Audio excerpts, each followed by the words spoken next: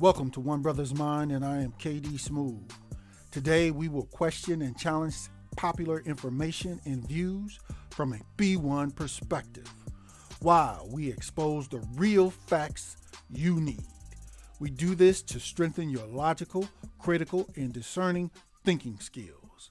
Because in today's world, hard choices are mandatory and they come with consequences.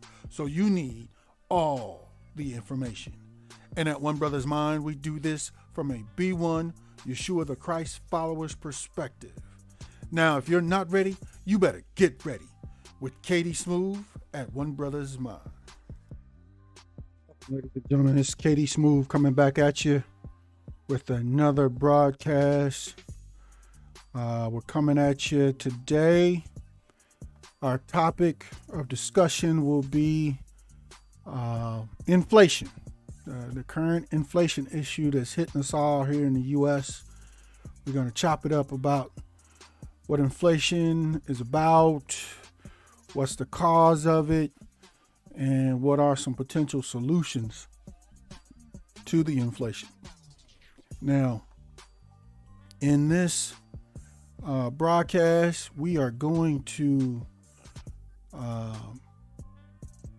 start off with, as normal, my monologue. Okay, I'm going to start off with my monologue, and then we're going to end with a brief chat discussion if there are those that want to join us for this live broadcast. And we're going to go from there. All right. We're going to go from there, family. So, all right. Here we go. Okay, once again, we're going to discuss and chop it up about current inflation that we're experiencing here in the U.S. and its causes and what are some potential solutions. All right. For those that are joining us, you can review or view the previous video that I posted. You can view that. Let me get the title of it for you. You can view that for some what I define as some individual solutions, or solutions that are more individualistic based. Let's see. You can watch the shortages videos for the baby formula, the convergence video. I provide some additional solutions in both of those, as well as a previous video of usury is a sin. Now, at the end of this video, I'm going to post some links to some videos you'll see at the end of this video on your screen that will provide more information in regards to the whole issue of economics and the things that we're facing. So you definitely can click on those and check those out to get even more detail, more information, family. And from there, we can hopefully we can then find ways to help us avoid and navigate all of this craziness that's going on. Okay?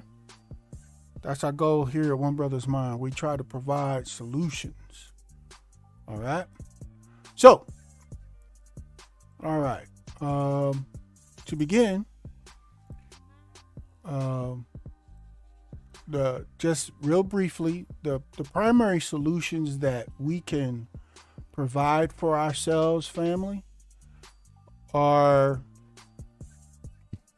the primary solutions are we could just real quick. I'm not going to go into detail on these, but you need to be growing your own food. Starting your own garden, you need to be growing your own food because during this inflation, as y'all know, food prices are going up significantly. And at some point, they're going to get to a point where you're going to be buying or capable of buying less and less. So you need to be producing and growing your own food. An additional solution option as far as for us as individuals is have ways of producing your own electricity. The best way, the most ideal way that we recommend here at One Brothas Mind is solar energy or solar powered energy. It's one of the more expensive options, but it's probably, looking at all factors, it's probably the best option that you can actually use for a significant period of time. I know you can get a gas generator, but that basically is only going to run as long as you have gas, which, kind of shuts that down after a few days of use. So, and then in addition, family, we have to start to look into ways for us to produce our own water, or at least capture our own water.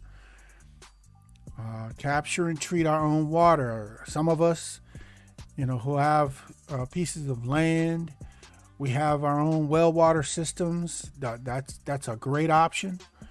But if you don't have that, you should look into if you're able to dig your own well water system on your own property.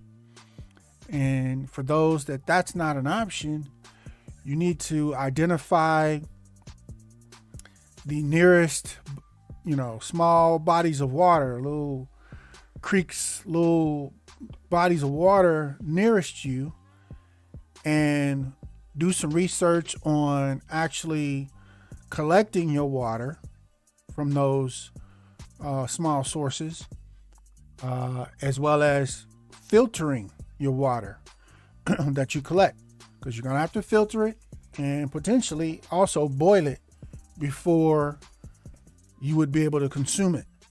So these are things that family, everybody, all y'all, we all need to be researching and learning about, or relearning, I should say. We used to know this stuff generations ago, but most of us have gotten used to the conveniences, that the system has provided, and now the system is slowly, seemingly breaking. So we gotta relearn these things very quickly, family, if we want to, be able to sustain ourselves while the system is breaking, falling apart. Okay. All right.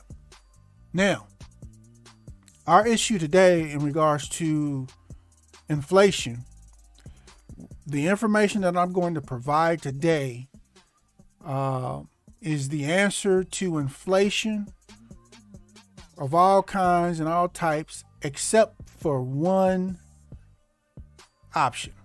And that is with the exception of inflation regarding an item or a resource that is limited. Okay? If there's an item or a resource that is limited, the information that I'm going to provide today, especially as far as solutions, most likely will not work. But the answer, or one of the answers to An item that is a limited resource in regards to inflation, many of you already know, is coming up with alternatives, creating alternatives, producing alternatives. Okay? Other options. That's the primary answer to items that we utilize that are in limited supply. Okay? Now, some of y'all already know where I'm going to go with that real quick. One of the problems with that is you have the mechanisms of the system that we live in, the entities of the system. They are enemies of alternatives. They don't want us to develop and have alternatives to their system, their item, their product, their whatever. Because if we have alternatives, that means we're not going to buy or purchase what they're selling. So that takes money out of their pocket, right? So what monopolies and unofficial monopolies in the U.S. do usually is when and where somebody comes up with or creates or presents very good alternative options, somehow, magically, they end up eliminated or dead, to put it bluntly. This has been happening throughout history, family. Yeah.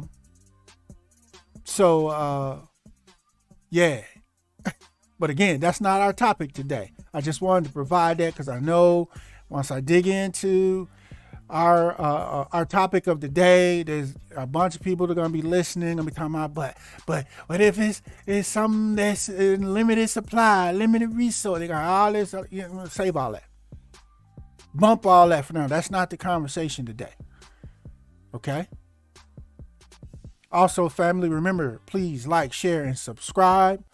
We're trying to, here at One Brothas Mind, provide you with the information and facts you need. So make sure you share, and subscribe. And once you subscribe, turn on all notifications, family, so you get the alerts when we go live, when we also post new content. All right. So the system of the monetary system, if you will, that we use here in the U.S., y'all know it's capitalism, right? And one of the ways that I've described capitalism, and some of you also I've heard say this saying, is basically capitalism is one man or one person capitalizing on the next person or on another person. Right? But actually, it's a little bit more detailed than that. Another way that I would describe it is capitalism is one person actually taking advantage of another person. I think that's a far more accurate description of capitalism as we know it here in the U.S. and the European system of capitalism. Okay. Now, to be clear, there's people already, I'm sure, saying, oh man, here we go. He's against, anybody, in business making any profit. No, I'm not against anyone providing a service, business, or product making any profit. No, that is not the problem here. Reasonable profit is no problem at all. The focus is the word reasonable, because there's a difference between reasonable profit and greed. Again, there's a difference, a huge difference between reasonable profit and greed. Okay? Greed is evil. Greed is sinful. Greed is against Yah, or greed is against God, whatever you call it. Okay? So be clear. Reasonable regular profit is not an issue here. I am not opposed to making some profit. You should. Or as I would actually describe it, I wouldn't call it profit. I would call it a harvest. Because that's the way Scripture describes it. All right? So, now, also, I think I would be remiss if I don't remind you guys that even in Scripture, if for those that have read the book of Genesis and the creation story, and have learned, what the punishments were that Yah gave to man and to woman for their sin in the garden, a part of that punishment for man was that he was going to till the soil. He was going to have to till the soil to produce his food, what he was going to consume, or to produce the harvest to eat. So to eat, you're going to have to work the soil. And the soil, Yah made the soil far more difficult to work with as a part of that punishment, so that man was going to have to sweat, or by the sweat of his brow, he was going to have to till the soil to produce a harvest. So man was going to have to work to produce a harvest to eat. Okay? That's Yah's order for man. Work, sweat to produce a harvest to eat. Okay? So once you fully accept that, understand this. Man has been breaking our necks. We have been breaking our necks to find and create ways for us to get around Yah or God's punishment. That sweating and tilling the soil part. We just want to get to the harvest and the eating. Right? And be clear. Anything that we do or try to create that is in opposition or an alternative to Yah's method, plan, or requirement is actually evil, family. Yeah, I said it. If it's opposite or an alternative to the way Yah set things up, that actually meets the definition of evil or sinful. Okay? So again, as human beings, we broke on our necks over history trying to find ways to make money without working, is what I'm getting at. Make money without sweating. One of those examples is real common and popular today. People teach and preach, have your money make money. Therein lies you get into things like gambling and the stock market, which is gambling or controlled gambling. Now, real popular is Bitcoin. Things that now they done moved on to NFTs and this scams that somebody can imagine to come up with to be able to make money without working. Now, I know some of you are saying, well, hey, if I'm investing in the stock market and I'm managing my stocks and things, I'm working, I'm doing something to earn whatever I earn. Okay. Hey, KD Smooth is not Yah. I'm not God, nor am I your God. Get in where you fit in. Do what you feel. Because at the end, KD Smooth ain't gonna have to answer for whatever you have decided to do. I'm only going to have to answer for what I decided to do and how I've decided to live my life. Everybody's going to have to answer for themselves, is my point. So, hey, get in where you fit in. Ain't no hate here. I ain't mad at you. Trust me, I get it. The whole Bitcoin thing, man, is really hard to not invest in that one, because a lot of people made a lot of money really fast. So I'm not hating.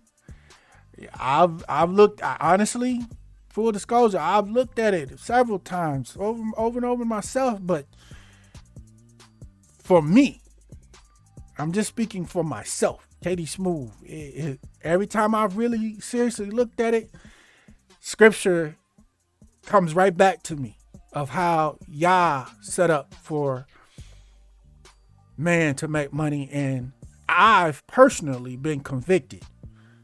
Again, that may be different for you, and I'm sure it's different for everyone. So, hey, get in where you fit in. Also, with my description of capitalism being one man taking advantage of another man or person, understand this. Yah's system of how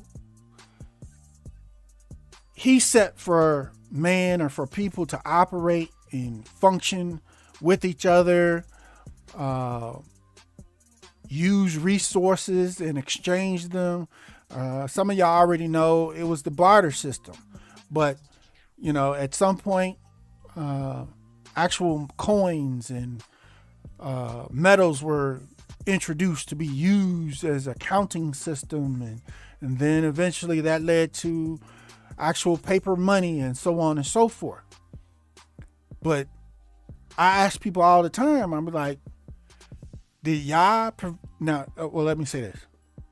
Yah created the Garden of Eden, and within the Garden of Eden, Yah provided Adam and Eve with everything they needed, right? Everything. So within that framework, did Yah provide Adam and Eve with money? With coins or cash, paper money? Right. Okay. And later on, of course, in Scripture teaches that money itself is not evil. It's the love of money that's what is evil, y'all.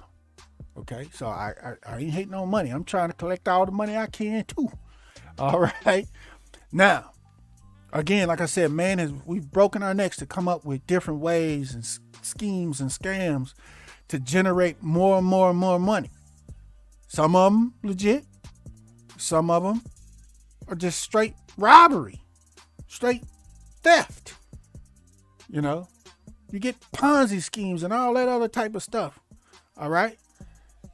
And the general policy that I put forth, family, here at One Brothas Mind is, if somebody's talking to you about some sort of business or money opportunity or whatever, if it's a pretty simple plan and explain pretty simply, there's a higher probability that it's probably an okay option.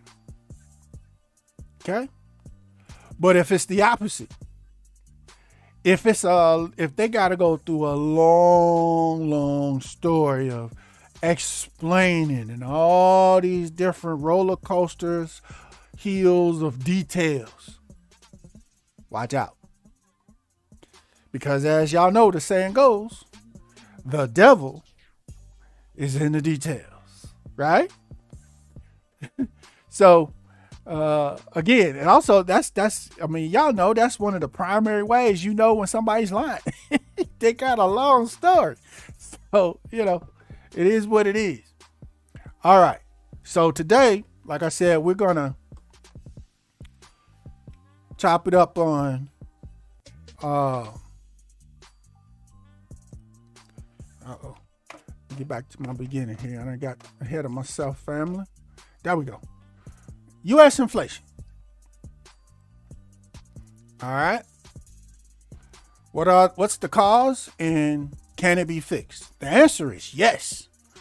And at the end of this broadcast, I'm going to provide you guys with some solutions, not KD Smooth solutions, some solutions that the U.S. has already previously used to fix it.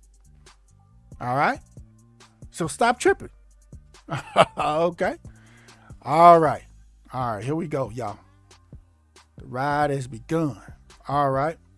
So I shared this screenshot on the previous video where I was talking about solutions, financial solutions and whatnot, and an attempt to try to explain there's actually a new trap that capitalism and inflation here in the U.S. has created. So I'm going to briefly go over this and explain this once again for those that didn't see the previous video. Y'all know we have inflation, obviously, and it's said it's caused in a lot of ways by supply shortages, staff shortages, all of these other factors, right?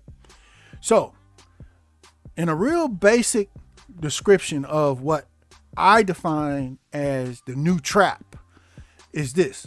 Under normal circumstances, if you got a person, a business owner, selling hamburgers, right? Say they're selling their hamburgers for $6 each, right? Okay. So when inflation occurs and prices start going up, the ingredients and supplies to make the hamburgers and the staff and, all whatever costs the business owner, the hamburger man is incurring, when those prices start going up, according to capitalism, all the businessman has to do is just raise the prices of the hamburgers to absorb and accommodate the new higher cost, right? So the $6 hamburger for the burger man becomes, say, for example, the $12 burger. Okay. And business just keeps going on, moving forward. No problem. That's the way it has always worked for the most part and always is supposed to work, right? But there's a new trap. And I'm going to explain the new trap. Okay. The new trap that's currently happening, family, that people are slowly but surely realizing is that due to this inflation, the burger man raising the prices of the burgers, right? There's also, as y'all know, workers or staff are demanding higher wages, which goes right back into the staff cost increase, right? But at a certain point, here's the trap. At a certain point for the burger man, or let's say this, he can only raise his wages and pay for the staff up to a certain point. You say, why? Well, say, for example, if the burger man decides, well, I'm going to pay all my staff $20 an hour, plus I'm going to also be paying the increased prices for my supplies and ingredients and all the other costs that I have. That ultimately is not only going to make my burger $12 each, but I'm going to have to keep raising the price of my burger even beyond $12. And the price of my burgers are going to, because of these increases, are going to get to a price that most of my customers cannot afford. And if most of my customers cannot afford the new higher price of my burgers, that's higher because of all my costs have went up, including my staff wages, I can't sell no burgers. Nobody's coming to buy my burgers. I can't sell enough. And if I can't sell enough burgers, I can't make enough profit. Therefore, essentially, I have to close. I go out of business. So a lot of business owners, especially small business owners, restaurants and all this stuff, this is the trap that they have found themselves in.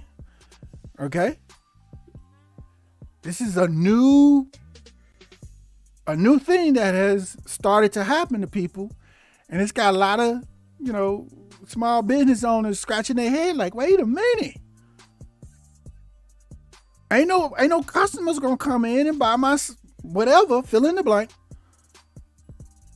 Because according to the cost of the supplies and staff that I need, my burger got to be $20 an hour. It got to be $20 each or whatever. Ain't nobody paid $20 for a burger. Let alone, most people can't afford it. Right? So it's my point here with this chart is it's not just the majority of the population, especially those that say make less than $20 an hour still, that won't be able to afford the new higher prices of a burger or whatever, fill in the blank, whatever you want to put in there. But these small businesses and small business owners are also caught in this trap. That's why you've seen a lot of businesses, small businesses in your area, close and be unsuccessful. They try to open up right quick, and they may or may not have done enough research with their business plan to see, because I'll put it this way, if they've worked out their business plan before they open their business, they're going to discover what I'm showing you on the screen right way before they even open. And they're going to realize that is a recipe to fail. So they're going to have to they're going to have to alter their business plan, find ways to reduce their costs even more to try and be successful, right? That's why you see a lot of current smaller businesses, they only open on certain days or for a certain amount of hours, about 3-4 hours a day when they are open. And they those are things that they are doing, not only because they don't have the staff a lot of times, but they're doing it to reduce their costs. In trying to do that, to try to wait out this crazy time and keep their business going, but at the same time still remain in operation. They doing all kind of tricks, y'all. There's some things that small business owners can do, but I'm not gonna go down that rabbit hole today because that's another broadcast, okay? But this is the trap that most people and most small business owners have found themselves in, and it's because of capitalism and this current inflation. There's some more causes to it, but I'm going to get into that here in just a minute. But I just want to show you guys a real basic description of what's happening. Okay? And like I said in my previous video, if you make less than $20 an hour, you need to be doing everything you possibly can do to get a higher paying job, to get yourself above $20 an hour. Go take a skilled trade school up, something that, you can hopefully get done in a pretty short period of time, whether it's 6 months, a year or so, and come out knowing that with that new trade, you're going to be able to make more than $20 an hour. Or even better, in a lot of cases, go ahead and start your own business. Official or unofficial. Go ahead and get your own hustle going. Because if you make less than $20 an hour, if you have the knowledge and ability and good customer service skills, if you have those things, you can actually start your own business and make more money with your own business than you can working for these small businesses that can't afford to pay $20 an hour or more. Okay, family? That's the solution for a lot of people. I mean, again, in my previous video, I briefly talked about, I actually put some different options on the screen. Some hustles that we've always done, from you know, being a barber or a beautician, repairing cars if you have that skill, starting your own daycare, official or unofficial. Okay? Now, if you want to be official and do all that, yeah, go right ahead. Okay? But for those that, for whatever reasons, feel that they can't start their own daycare officially, there are no laws. Now, I need y'all to listen and hear what I'm really saying. There are no laws that prevent you from caring for your little cousins at your house. Those laws don't exist. Okay? There's no law that says you can't do that. And if your cousin is paying, especially if you have cousins that are not getting daycare assistance, they are not getting daycare assistance. Say they're paying the average $2,000 a month, national average, in daycare costs, right? Currently. If you tap them on the shoulder, tap your cousin on the shoulder and say, hey, you know, I'm starting my own little daycare service. If you looking for, if you know somebody that's looking, some of my other cousins, let's say that's looking for a cheaper daycare alternative, tell them to hit me up. Right? So you got cousins that are paying $2,000 a month in daycare, and they're doing it out of pocket, no assistance, right? And the cousins, when you tell your cousin this, your cousin says, well, how much you charging? You say, I'm only charging $1,000 a month. That's all. Or you can say, what is it, $250 a week? And they go, what? Yeah, that's all. That's all. I'm paying $2,000. Yeah, we might be able to work something out. Cause, okay, come on by the house. Let me show you how I got everything set up. How I got my house, you know, trim external, my landscape and everything all nice and kept nice. I got the backyard toys and exercise little stuff loaded up, ready to go. My yard's fenced in and safe. The inside my house, I keep my house clean. Everything's straight. You know, come on by and check me out. Cuz, right? I'm trying to help somebody, y'all. All right. They come by, check everything out, and y'all cousins. Y'all know each other. Okay. All right, let's just try a week out. Let's see how little Dante, little whatever her name is. Let's see how she do, how she like it. Right? All right, let's just try it out for a week and see what happens. Okay. You try it out for a week. Your little cuz have fun. They have a good time. They safe. They happy. Everybody good. Everybody's, yeah. Now your cousin is like, man, let's do another week. Come on, let's keep it going then. Oh, shoot. You saving me money. Exactly. Now, if it's you that has started this daycare for your little cousins, listen, y'all, there's no laws against that. And all you would need, say, is about maybe just 4 little cousins that you're providing care for every day at your house or apartment. That's all you really need, right? Because if you have 4 of your little cousins that you're caring for at your house or apartment, that's kept clean, nice, you know, ain't no craziness around, ain't no drama, you ain't got no crazy people stalking you, following you, causing no problems or nothing. Everything's cool, right?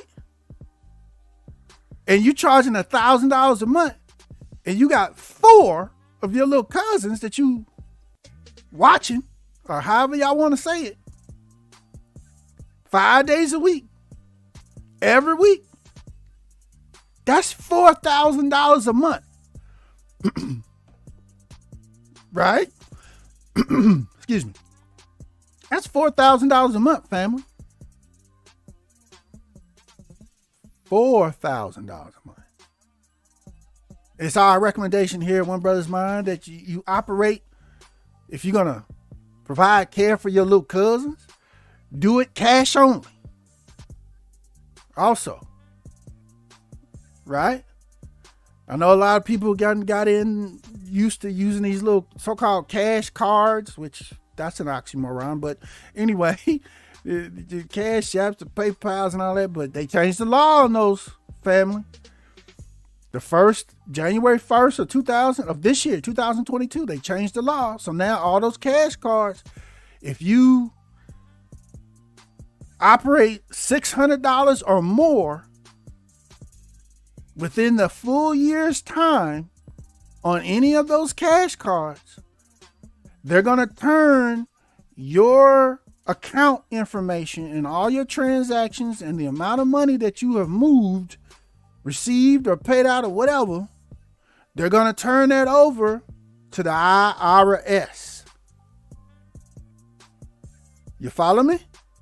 So, again, our recommendation here at One Brothas Mind is cash only. Okay? All right, cash only, money order, all kind of little stuff like cashier's check. You can take that stuff to the check cashing place and cash those checks for a small fee. All right? So, that's just a quick example of getting your hustle on, officially or not, and making a living, making a way for yourself. And having your own business gives you a whole lot of freedoms, family.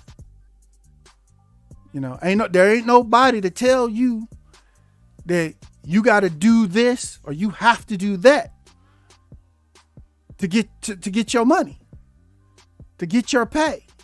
That there's nobody there to do that, because it's your business. You the boss.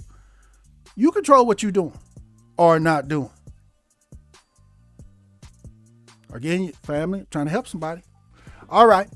So, again, this is the new trap that a lot of people are now caught in. And it's not just low income people, family. I want to be clear. Let me make this point here real quick. Like I said in my previous videos, you got people in, say, New York or California, whatever. Say, like, in New York, for example, they make $100,000, $200,000 a year. You like, I ain't making plenty of money, right? Nope. A lot of those people are now being forced to relocate. A lot of those people that were renters, they're being forced to relocate now because the rent in New York has been skyrocketing. The landlords have been practically doubling or raising the rent by double or more all throughout New York. So a lot of them are living in an apartment right now. Their rent is X amount of dollars and they can afford that. When their lease ends, their landlord gives them a notice, or actually just before it ends, of what their new rent rate is going to be. And it's dang near double, or even more than that. But a large percentage of those people cannot afford to pay twice as much for rent. And of course, they're pissed off. Like, what's the landlord? How's the landlord gonna treat me like that? I've been a good tenant. I pay every month. They just going, they trying to work out a deal. The landlord is just shaking their head. Nope, I ain't listening to nothing. The new rent is higher. You either pay it or you got to go. And so the people say, well, I'm out. Bump you. I'll find somewhere else. Anybody, you crazy. And they start looking around in their immediate area, and they are discovering something that they did not know. All of the landlords in New York have jacked up their rents higher and higher. So they literally cannot find another place in their immediate area to rent that's near the price of rent that they were paying, that they could afford. So they have to keep expanding the range of their search for rental property, something that they can afford. And many of them, and they make good money, like I said, 100,000, 200,000, whatever. Many of them have discovered they literally have to relocate outside of New York itself. They got to move over to New Jersey or some other little outside city or area outside of New York just to try to be able to find somewhere to live and rent that they can afford. So it's not just low income people. This is hitting a lot of people. It's also hitting home buyers. People who think they're getting smart and they're gonna hustle the system. They own a house, a nice house.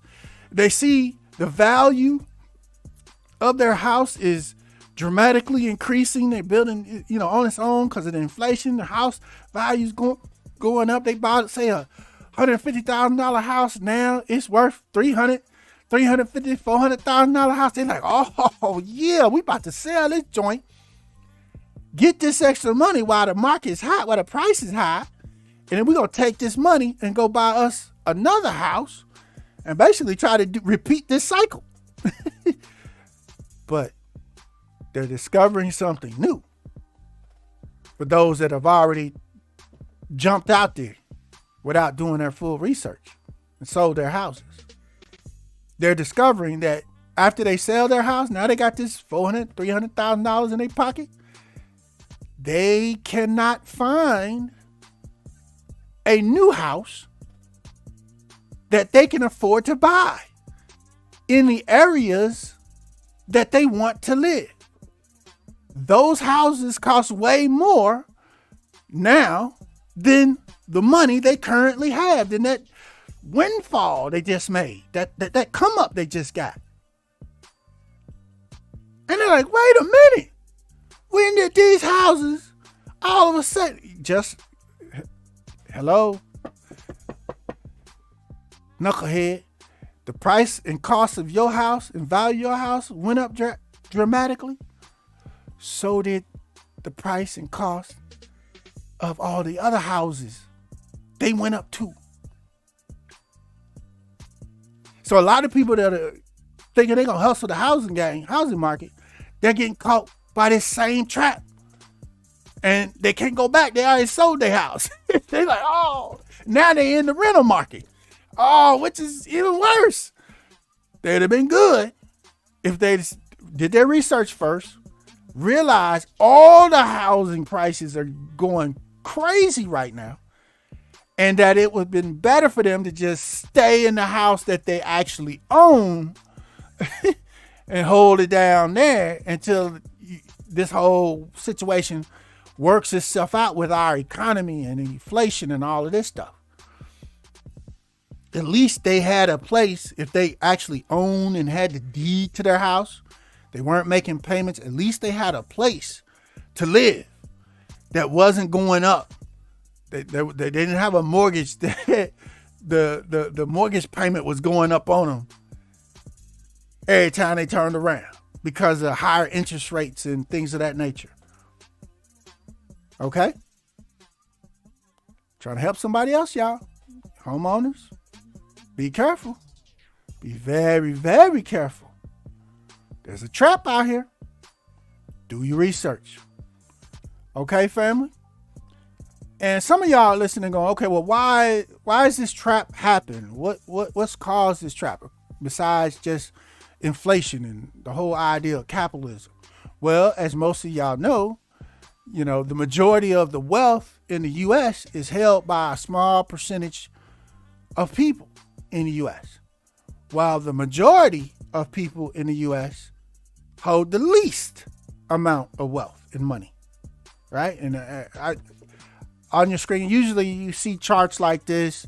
They got, so much of the wealth, like 90+ % of the wealth is owned by the 1%, and then they use the other 99, but I used 5%, just to, be different. So that's literally, it's the same thing. That's exactly where we are here in the U.S. But the key feature of this that I need y'all to understand that helps create this trap that I'm explaining to y'all, this new trap, is the people at the top 5%, they don't spend money like the people at the bottom 95% as far as wealth. The people at the top 5%, they save money. They invest money. In other words, if they spend $10, they're only going to spend it if that $10 is going to return them $30 or whatever. There's got to be a return on it. That's how they use money. They use money to make money, right? Whereas the bottom 95 or bottom 99% of people, the consumers, we spend money to get things, to pay for the things we need to live. And hopefully we got some money left over. We actually spend some money to get some of the things we actually want as well. But we're the consumers. Do you see the difference? We're the consumers, right? So if the consumers don't have enough money to consume, what happens? Exactly. You got a major problem. And therein lies the new trap, family. Most of the consumers today, most of us don't have enough money to consume as we did 5 years ago. For a lot of different reasons. Inflation being one of them. I mean, everybody's gas prices done jacked up.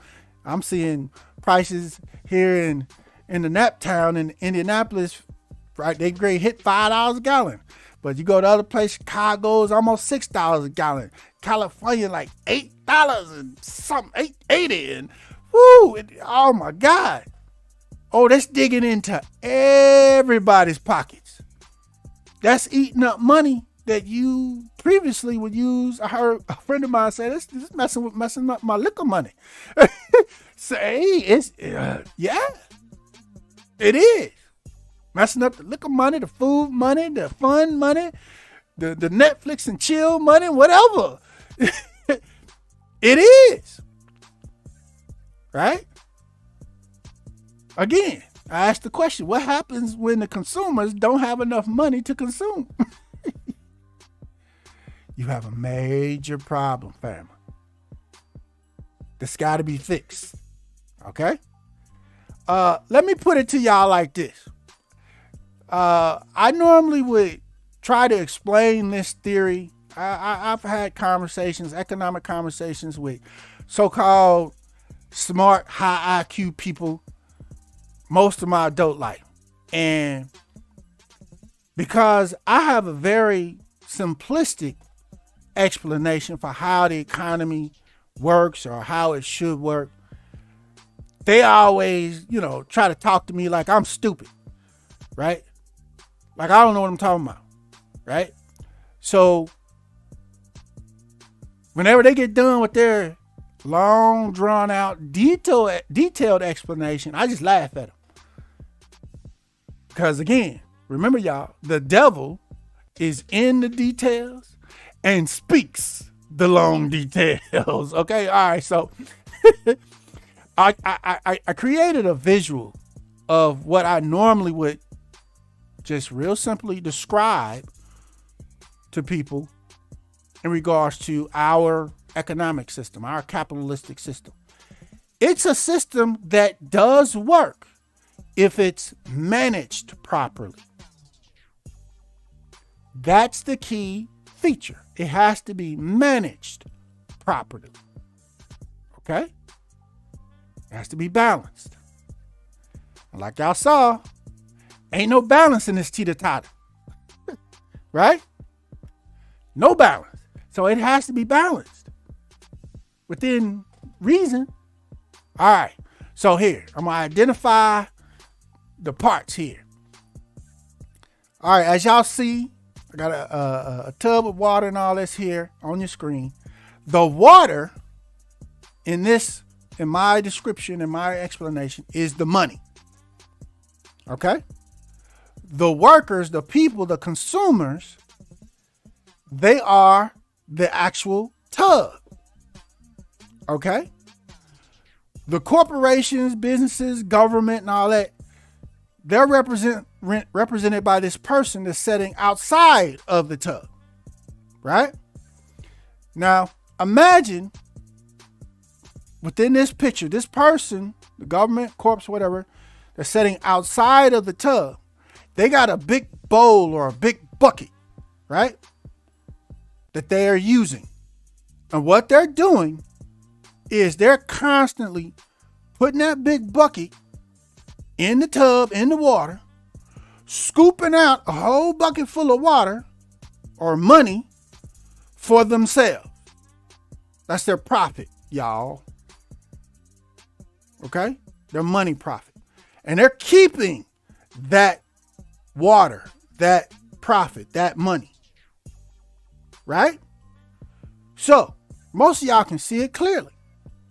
As long as there's water coming out the faucet, flowing into the tub or flowing into the workers, the people, as long as there's money flowing into the people's pockets, into the tub, the government and corporations with their bucket, they can scoop buckets all day long.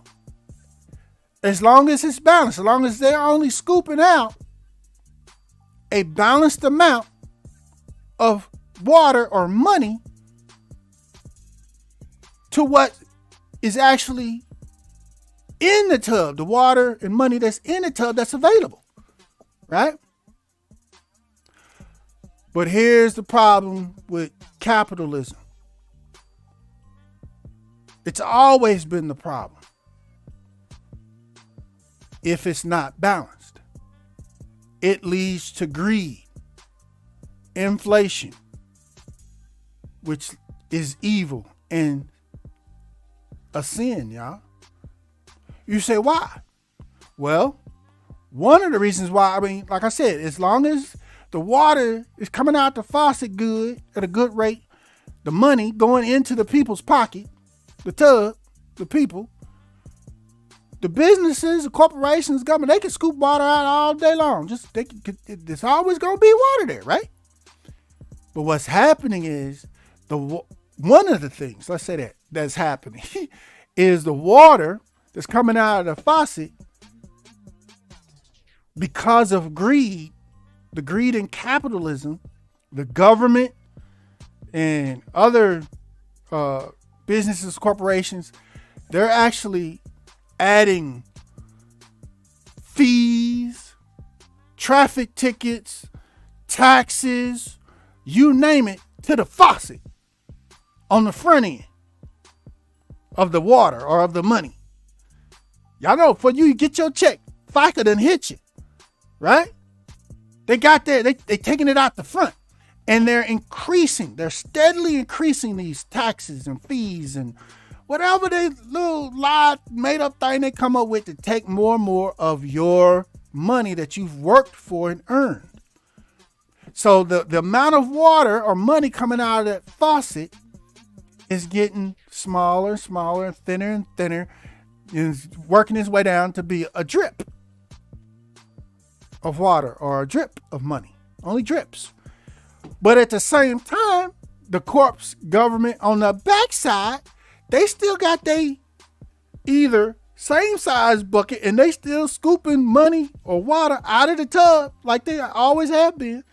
And in most cases, because of their greed, they actually went and got bigger buckets than what they had just so they could scoop out more water or money. They always try to increase how much water or money, they're getting. That's their greed. Why are they doing this?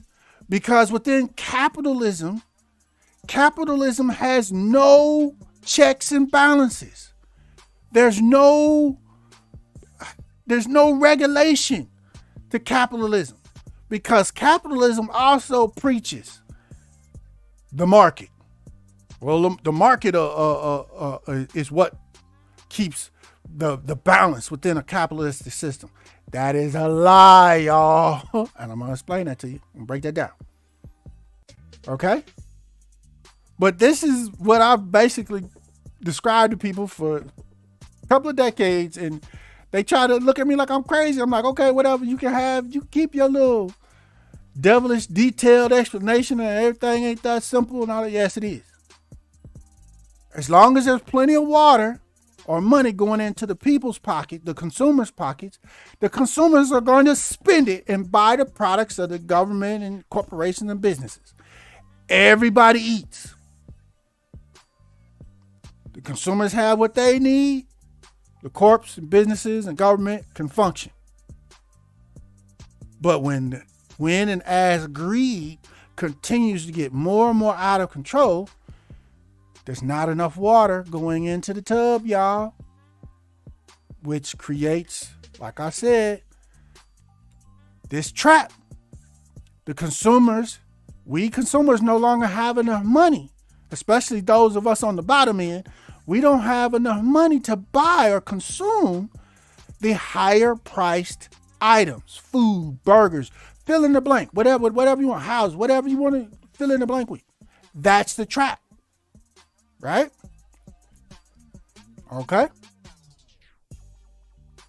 I know, you got to make things simple, y'all. So don't stop tripping. Don't laugh. Anyway, now there's some things I need y'all to understand within this whole concept of capitalism and our current inflation. You ever ask yourself, well, what is it that causes or makes inflation? I got you. Katie Smooth got you. Remember, family, please like, share, and subscribe to One Brothas Mind. Because you're not getting this information, this truth, from nobody. At least not yet. On these intranets, and you definitely ain't getting it from mainstream media. They're going to keep lying, telling you half-truths, or not telling you nothing at all. Meanwhile, y'all ain't got enough water or money in y'all pockets to live. Okay? Now, again, the cause of inflation, or let's say this, the inflation is a decision made by a small group or small amount of unaccountable people. In other words, the wealthy people on the top, the owners of the corporations and businesses, or you could say the employers, they determine the price of things without any regulation. They set the price of things. They selling it, they set the price for it. Now, in general, that's okay. Like I said, remember the tub. As long as there's enough water flowing in the tub, you set the price that you need to set to make good money. So you can scoop out good money in your bucket. It's got to be balanced though, right? So some of y'all, I can hear y'all also saying, no, there ain't nobody make no decision to market. Stop using that evil word. It's not the market. It's human beings that control the market. Miss me with all that. It's a small group of human beings that are unaccountable to anything or anybody that determine the price of everything. Whatever it is, you can use a burger. You can break a burger down to each of its ingredients, and then you can go to find out the cost of each of those ingredients and the source of each of those ingredients. And once you get through going down that yellow brick road, you're going to get to actual human beings that are selling each of those ingredients. And they're determining what price they want to sell those for. or what increased price they want to sell those for. And that works with every resource, every supply item, everything. Like I said at the beginning, the only somewhat exception to this rule is for items or resources that are actually limited. Because then it's the limitation and the demand that dictates the price increase or decrease. Okay? So, but we're focused on the general overall inflation issue. Now, as you see on your screen, family, the market is a false god. Most of y'all, if you went to public school or any private school here in America, any college, so-called higher education, and learn anything about economics, they literally try to brainwash and indoctrinate all of us into believing in and worshiping the market. They did this because it's actually a false god. They want us to believe in it and trust it. So no matter how high inflation goes or what happens, we just keep participating because we feel like there's nothing else we can do. There's no other alternative when there is. KD Smooth gonna give it to you today. Okay? Because the truth is, the market is a mechanism of greed. It's what gives the business owner, the employers, that small group of people, it's what gives them the ability to raise their prices and tell themselves and try to tell everybody else they're justified in doing so. They're justified. Why? Because all my prices of my supplies went up. It ain't my fault. Right? Like I said, you follow those yellow brick roads to each of those resources, each of those individual supplies, you're still going to find another human being there raising the prices at the end of that at the end of that road. There's a little bitty Oz sitting at the end of the lettuce, at the end of the hamburger, at the end of the cheese. There's a cheese Oz man. There's a bun, a bread Oz man at the end of the road, hiding behind a curtain, raising prices, trying to make more money, or let's say make more profit. Okay? Again, prices in the market are set by employers or the business owners and companies. And they always use one of two or both of these lies that you see on your screen. Like I said, my supply cost has increased. Not my fault. But it was increased by the other business owners, the owners of the wage. The employees want more money. So that's raising my costs. I have to add that extra cost to my hamburger, right? Ain't my fault. That's the only way I can stay in business. They worship the market, y'all. But as many of you know and are realizing, and have already realized, a large portion, a large percentage of the wages in these jobs across the country, they either have not been increased any, or they've only been increased very little, maybe another $1 or $2, but nowhere near the above $20 an hour that people really need to try to survive, right? So they're lying. They're saying, well, I got to pay higher wages, so my hamburger costs more. But they may have added, they may pay their workers, their staff, extra $1, maybe $2 an hour or something like that. Gave them a little bonus, whatever they talk about. But they definitely, those workers still ain't making enough to live on. Guarantee you that in most of the places.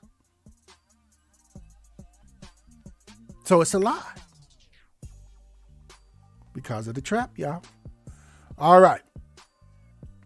So what I'm really trying to get at and get y'all to understand, family, is employers or business owners, corporations, whatever you want to call it, they only have two primary responses to inflation. Okay?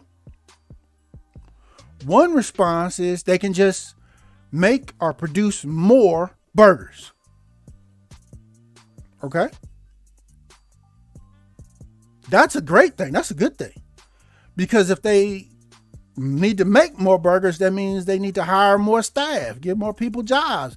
That means more people got money, got water that in the tub. There's more water in the tub. There's more people got money to spend. So that stimulates jobs and the economy. Right?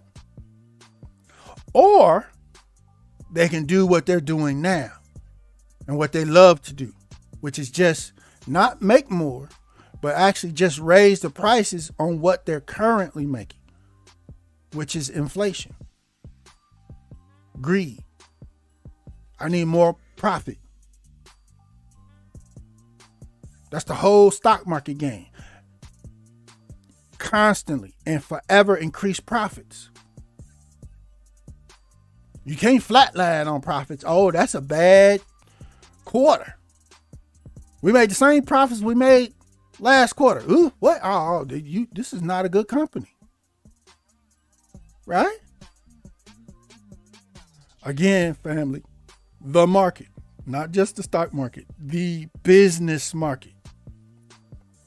That's what I'm referring to. The whole economic market is evil, y'all. It's sinful. Okay? It's so evil and sinful that I'm going to show y'all how the actual businesses, the employers, the corporations, how they themselves go way out of their way to eliminate the market and the effects of the market on their business. One way they do it is by vertical integration. Some of you are saying, okay, well, what's that, KD Smooth? I got you. You see on your screen. Vertical integration is when a company buys its supply or resource source company. So if the burger man buys the lettuce man's business, just buys it outright. So now the burger man owns the burger shop and the lettuce man, the supplier, right? Now you say, well, why would the burger man do that? Because as long as the burger man is buying lettuce from the lettuce man dictates and control what the price of the lettuce is. And that price is going to fluctuate. And in most cases, it's just going to continue to go up because the lettuce man wants to make more money. Remember, inflation, more profit, right? But if the burger man buys the lettuce man's business, now the burger man is actually in control of all the lettuce that he needs. So there's no more price fluctuation on the lettuce or price increases on the lettuce. Because the burger man now owns that business and control. It's all a part of the burger business now. Right? In addition to that, the burger man who now owns the lettuce business, the burger man is now going to ration or distribute the lettuce throughout all of his burger stores equally or per the need, based on, how many burgers each store or location is selling. This one need 2 cases of lettuce. This one need 4. This one need 8, whatever. And the burger man can do that easily now because the burger man no longer has to worry about higher prices of lettuce. Why? Because the lettuce belongs to the burger man now. It's his lettuce or hers. Do you see how they did that? That's why most of your large corporations, y'all hear about these mergers or purchases and whatnot. They're buying their competitors or buying their resource or their sources. They don't want to pay the resource owner what the resource owner wants them to pay. So they just come in and just throw a big check on the table and say, here, bow. I'll give you this much money in bulk for your whole business, your whole lettuce business. And of course, usually it's more money than the lettuce man done seen at any one time in his life. So the lettuce man is like, all right, bet. Here you go. Thank you. And the lettuce man goes skipping away because now he got a hell of a bag. Right? So it's kind of a win-win. The lettuce man won. He just got paid. And the burger man won because now he controls the lettuce and the price of the lettuce. He no longer has to worry about lettuce inflation. Right? So fill in the blanks. I'm using burgers and lettuce. Fill in the blanks. Whatever industry, whatever corporation. That's all they do. They sit around and buy up their competitors or the sources of their products or services, the ingredients they need. They buy these things up. Okay? They merge. It's all efforts to keep their costs down and eliminate the company or corporation from having to be victim to the market. So this is what they do, y'all. They do this. But guess what? They don't want you to do stuff like that. They don't want you to come up with alternatives to the market. Oh no. Like I said at the beginning of the video, for example, let's look at the car market, right? Most of y'all already know this or should know this. The primary thing that has kept the car market locked in on gasoline is because the major car manufacturers actually don't want to switch to alternative fuels. And if they do, the current car manufacturers want to be the ones that control and are selling the alternative fuel cars. So no matter what car you buy, you're still buying a car from them. You're still giving them your money. Which is why throughout history, there's been people that have come up with alternative fuels. One of the most recent examples is the Brotha. There was a brother, for y'all, those that y'all don't know, that was unfortunately a part of the mass shooting in Baltimore, New York. He had designed an alternative fuel system for his car. He was using water, y'all, or hydropower. And it was working. Now,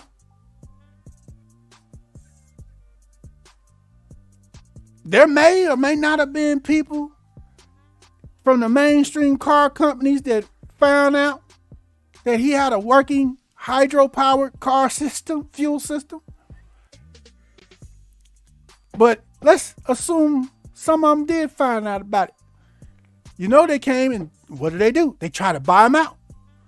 I'm sure he probably said, no, I don't want to sell right now. It's my system. I'm going to make my own money. I'm going to set my own prices for my system so I can make my own money with my own business. Or in other words, become a competitor of the major car companies. Many of us are already, if you haven't, we're already speculating that, you know, this whole mass shooting might have been a cover Might have been a cover to just eliminate him, because they've done it over and over throughout history. People that have come up with whatever type of systems. There was a brother, I forget where he's from, man. Oh my God. But there was a brother that made a water system, a water generation system that created water just out of the atmosphere, out of the thin air. And I mean, it created hundreds and thousands of gallons of water every day, right? Y'all can look this up on YouTube, right? This brother had this whole big old machine that he had created, and it worked. So when they had the water crisis in Flint, Michigan, the brother took his machine that created water basically out of thin air to Michigan, to Flint, set up, turned it on. That machine ran for one full day. He said in his video, it's on YouTube, y'all, how many gallons of water he generated for free. And the people there that was right there where he was at was just coming getting all the water that they needed for free, right? Guess what happened to homeboy's water generator when the darkness hit? It was vandalized. And it wasn't vandalized in just any old kind of scratches and marks and hits or whatever. No. Some people who were engineers, who knew or could quickly understand the inner workings of his water generator, they vandalized it. They came and they specifically did things to tear up the internal mechanisms to destroy them to where they would no longer work. Therefore, the whole system would no longer generate water. They did that the first night, y'all. It's on YouTube. Look him up. Michigan water, black man water system. Do what you got to do. Put it in there in the search box. It'll pop up. Why? Because he was a competitor. He created an alternative option, especially for black people, y'all. Meanwhile, Flint, Michigan, charging all these people, these black people in this community, outrageous prices and for water bills for the little jacked up lead-filled water that they've been supplying. You ever notice with Flint, Michigan, there was never, I know I didn't ever hear any talk about how the city was going to refund all the people who had water bills for the last 5, maybe 10, 15 years, that their water has been contaminated with lead, how they were going to refund those people their money. You never heard that, did you? Yeah, I didn't either. Okay? That's just a little extra here from One Brothas Mind. It just something was off on my mind. I had to get it to you. All right? But back to this evil market system. Okay? Again, the market is okay as long as it remains and stays balanced. The only way the market stays balanced, family, is it has to have checks and balances. It has to have requirements and restrictions. Without those, greed is just going to continue to grow, which is what's created the situation that we're in today. Okay? All right.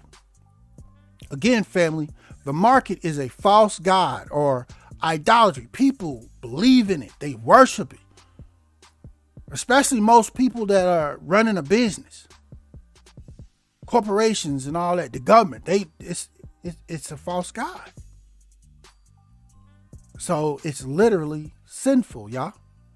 It's a mechanism, as I said, of greed. Now, here's the question. The next question y'all need to ask yourself, family. And remember, once again, please like, share, and subscribe. Because you're not, Katie Smooth is giving y'all some heat tonight. Y'all catching nothing, y'all get nothing but heat tonight. I'm trying to help y'all and help us wake up from this trance that we're in this evil satanic system that we're stuck in. Okay? Because you can't, as an individual or as a community, you can't come up with alternative successful options if you don't fully understand what you're dealing with in the first place. Or just like a doctor can't come up with a cure or a treatment for what ails you before they fully identify what ails you. Okay? So the next question I want to ask y'all is, do y'all believe that we, the U.S., have politicians and corporations who will actually do what's necessary to eliminate inflation, or will they do the things that maintain their profits and greed?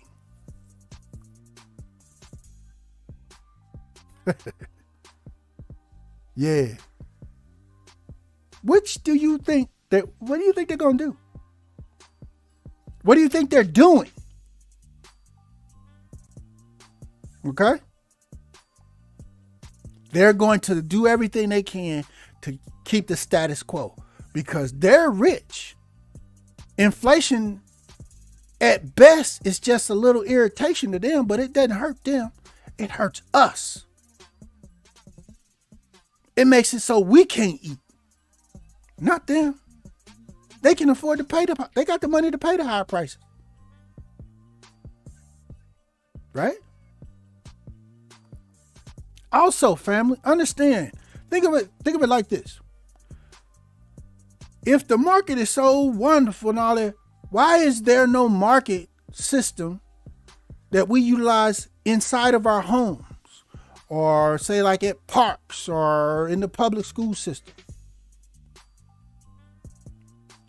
Inside of our homes, inside of your house, inside your family, you don't pass out monopoly money to each and every member of your family as they do their chores and different things. So then they can turn around and say, how much is a peanut butter jelly sandwich? It's $3. Here's $3. So everybody eats. Right?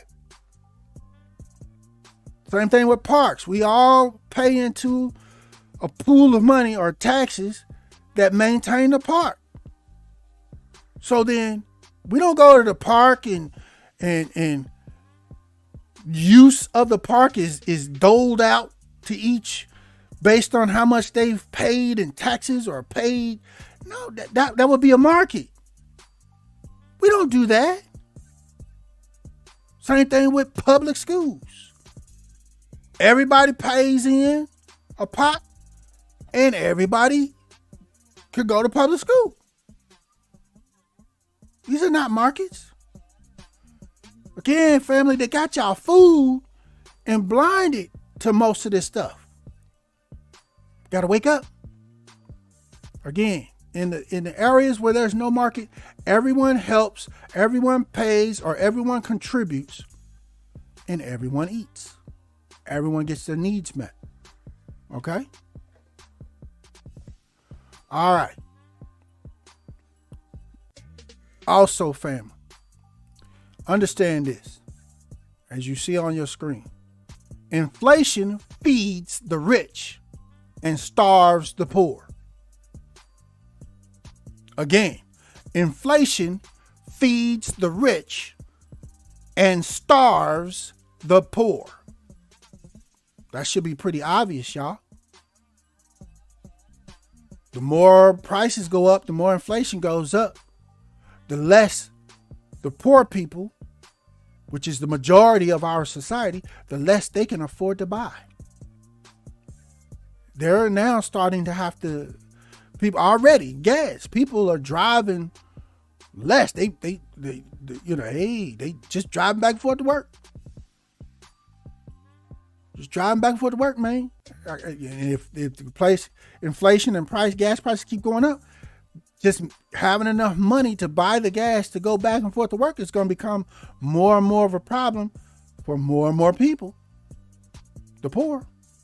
It's already a problem for a lot of people today. $5 a gallon.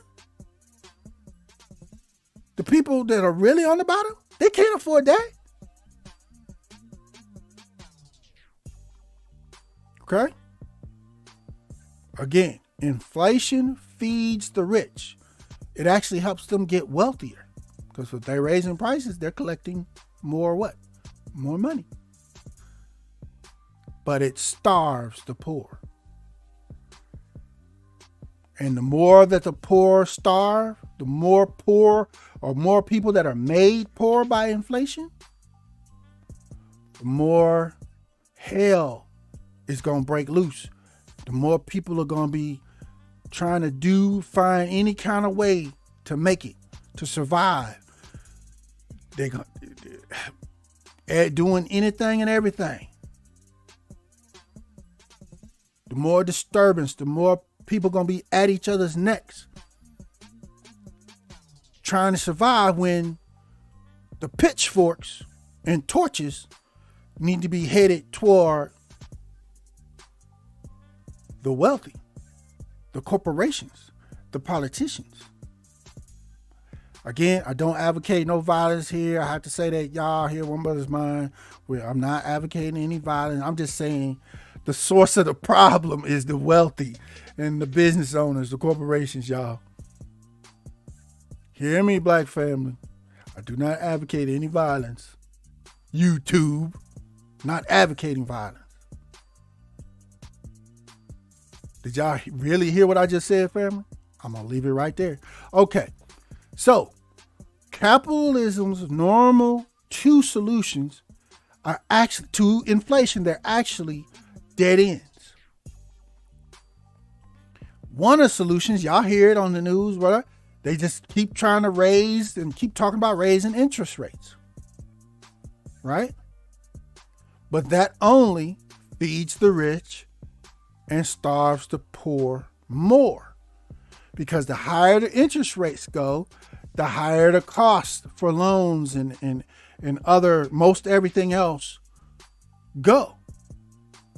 The higher the cost of these things go, the less the poor can afford them.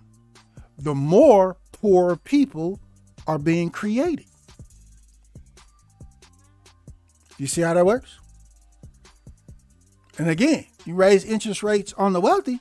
Yeah, it's a little irritant. They don't like it. But they still can afford it. They got the money. Right? The other normal solution that capitalism tries to use is they try to play around with the interest rates and stuff to try to increase borrowing. Primarily borrowing by the people who got it or can afford to. Because if they're borrowing more, you're brainwashed in school to say if you're borrowing more, then all this additional borrowing is going to actually increase spending. That's what's taught.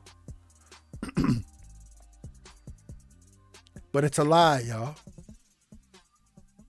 Again, let me go back to it real quick. I'll show y'all here real quick. The wealthy save and invest their money. It doesn't increase their spending. They only spend if they're going to make money.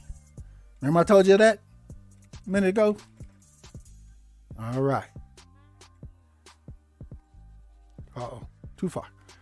So neither one of the taught normal solutions are going to solve our current inflation problem, family. Neither one of them. They're just going to make things worse. So it's not because Katie Smooth is all smart or whatever. I do the math. The higher inflation goes, whatever's driving it, the worse this problem is going to get for more and more people. Basic math. Okay? And again, like I said at the beginning of this broadcast, the only exceptions to these general principles and rules that I'm providing for you guys is if there is a resource, an ingredient, whatever, that is in limited supply, or it's available, it's not infinitely available. There's only so much of it. Right? That then some additional factors and rules come into play in those situations. But in general, this is what we're dealing with. And when it comes to fuel, gas, and that actually being a limited resource, that actually impacts the price and cost of pretty much everything else. Pretty much everything else. But if you argue with people or talk to people about what's causing the gas prices to go up, well, they're going, you ask them, is there a gas shortage? No, there's not. We got the same amount of gas and fuel in the world today that we had 6 years ago. In theory. So why we got gas prices so high now? What has caused the shakeup in the gas and fuel market? Well, most people will say, well, it's this war over in Ukraine. Okay. Well, how specifically has that caused? Ukraine ain't a major gas or fuel supplier. Why has that caused a problem? They go, well, Russia's fuel is the one that is not being used like it was 6 years ago. It's the one the world is trying to ban, or parts of the world is trying not to use or ban. So you mean to tell me that U.S. and NATO countries and whatnot, their leaders are saying no, or putting bans on Russia's fuel, the same fuel that they was licking and sucking up 6 years ago because they knew they needed. Today they're going, no, we're banning your fuel. Well, if they do that, ain't that going to cause a shortage throughout Europe and the NATO countries and the U.S. markets and stuff? They go, yeah. So I say, well, why would you want to do that? Because you know that's going to hurt all the people, all the citizens in all these different NATO countries, right? Yeah. It's going to cause inflation not only with fuel and gas, but with everything else, right? Yeah. So why would you do that? That makes no sense. That's not logical. Well, then guess what you start getting? A long, detailed story. And what did I tell y'all is in the details? The devil.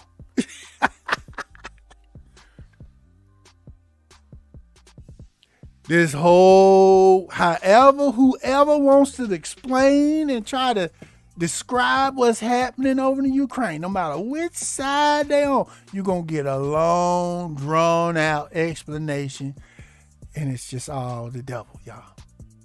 That's all it really is.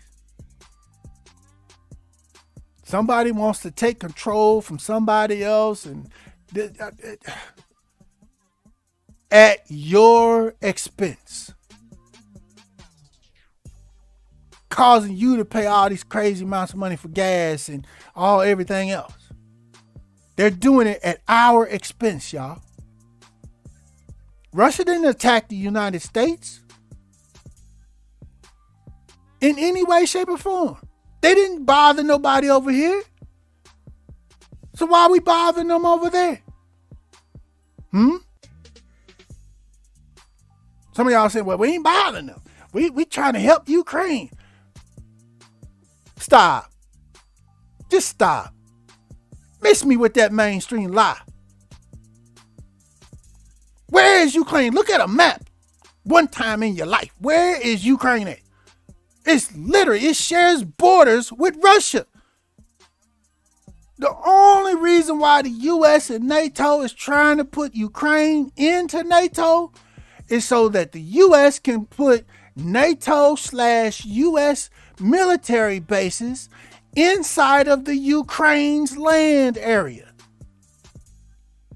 Russia cannot allow that because that makes it too easy for the U.S./NATO to attack Russia. It's just that simple, y'all. The mainstream media is still lying to y'all. They ain't gonna never stop lying to y'all. Okay? So I'm gonna leave that on that. I'm gonna stop on that point there because I got other videos. Go to One Brothas Mind on YouTube. I got other videos on the whole Russian-Ukrainian war situation, and I've broken all those down. Go in there, check those videos out, and you'll get all the details about what's really going on over there, family. Now, to conclude with the inflation issue. So, okay, Case Move, if you right, all right, say I accept what you're saying. You right, all right. Well, then what's got to be done or what can be done to stop inflation? Well, there's at least, I'm going to give you at least 3 things that not only can be done, but have already been done throughout U.S. history when inflation kicked in previously. Okay? In number 1, the government, your boy Biden and them, could just announce tomorrow that there is a price and wage freeze on everything and everybody right now today. Whatever's being charged today, that's it. And if anybody raises prices on anything, 1 penny, we're going to arrest you and throw you in jail. It's been already done. Like, can you say, like, to help get out of the depression and things like that? It's already been used before, family. Sounds drastic, I know, but it's already been used before, and it helped get us out of those financial problems. Also, during World War II, they could actually institute rationing for everything, right? So basically, they did the way they did it in World War II. You got like a book of stamps, however you want to. You can get a book of chips, a box of chips, whatever. But say, for example, a family, a single person would only get a couple of chips to buy milk, a couple of milk chips or stamps. Whereas a family of 6, they would get way more milk stamps or chips to buy milk with. And you have to have these stamps or chips to go to the grocery store and buy milk. And you can only get 1 gallon of milk per stamp or per chip, right? That's all you can get. If you ain't got a chip, you can't buy milk. That store is not legally allowed to sell you no milk if you ain't got a stamp or you ain't got a chip. Okay? But in that whole scenario, family, my question is, it worked. It helped get us out of the depression. That's how they did it. But who decides how much milk that your family specifically need? And is that going to be fair? Again, it's basically set up on family size. They basically already do it. Many of y'all, it already clicked in your mind. That's what they do with food stamps. That's what food stamps are. A single person only gets a small amount of food stamps. A family of 6 is going to get a whole bunch more food stamps. That's rationing. So we still, and at least in that since we still kind of do it to this day, y'all, for a lot of people. Not no new novel idea. Another option or solution to inflation is the government can introduce wage and price control boards. For example, like for every utility company across the United States, in each of those states, they have what's called a utility regulatory commission or utility regulatory board. So when the utility wants to increase its prices for electricity or whatever, water, whatever, they have to go and get approval for that through the regulatory board or commission. They can't just raise prices. They have to get approval for it to raise prices. And that regulatory board or commission can say yes or no to those price increases based on the details. Okay? And the reasons why the utility is saying we need to raise prices. So there you have it, family. Again, just to give you guys some of the kind of more big picture solutions.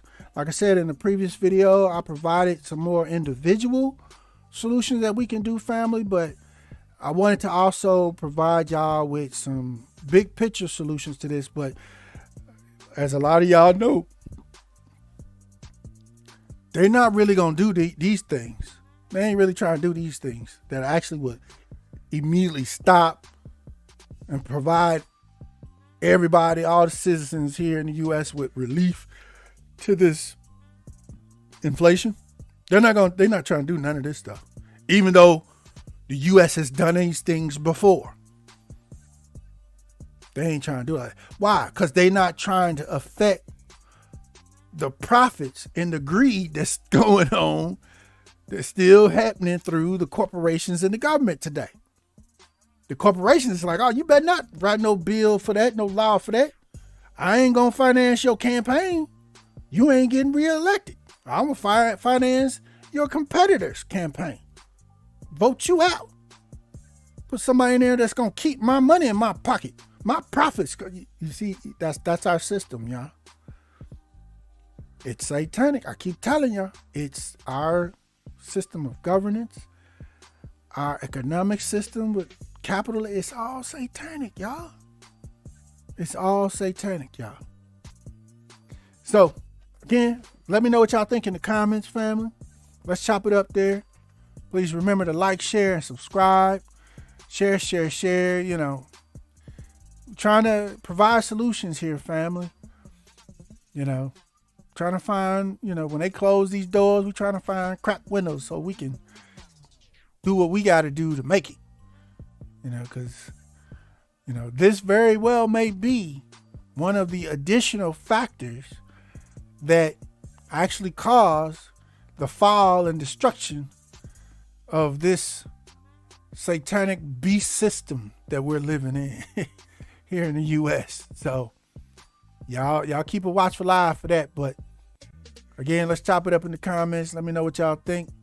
And also let me know if y'all disagree. Drop it in the comments, man. Let's chop it up. Let's see what you got to say. You know, how else you gonna explain it? How else you gonna fix it? You know, how else you supposed to break it down? You know, let's chop it up. Cause it ain't that difficult. It ain't that deep. It really ain't. But y'all let me know. And this concludes this broadcast for One Brothas Mind. We thank you for joining us.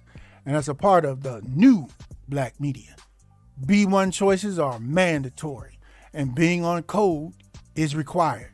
But never, ever fear. Yeshua the Christ is with you always.